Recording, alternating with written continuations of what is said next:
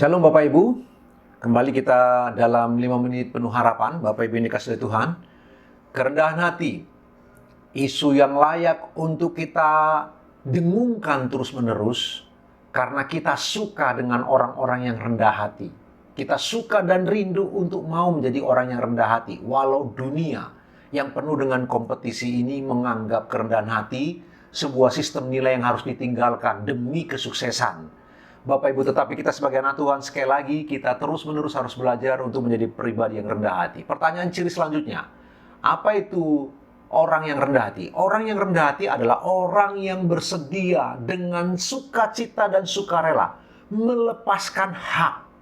Masih ingat Filipi pasal 2 itu Bapak Ibu?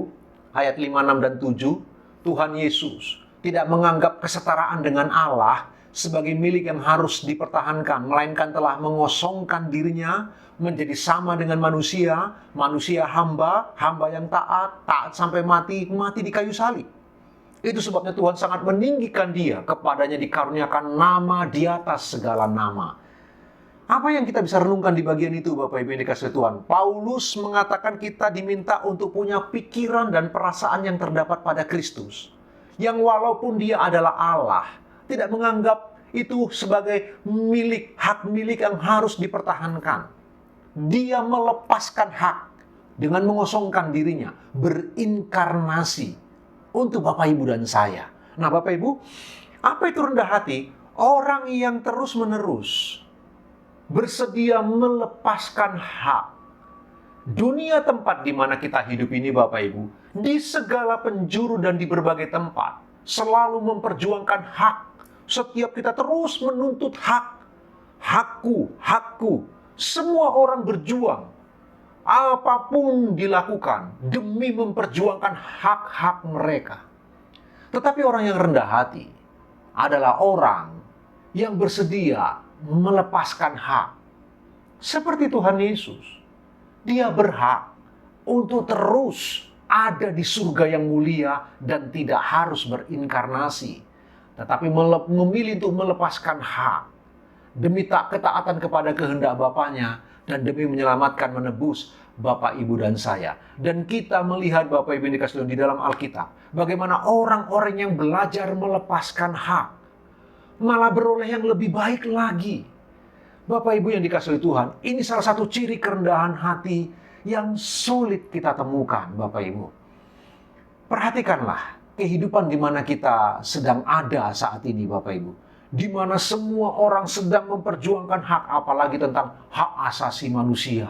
Bapak Ibu yang dikasihi Tuhan, bagaimana hak asasi manusia begitu diperjuangkan mati-matian, seakan-akan hak asasi manusia atau HAM itu adalah segala-galanya.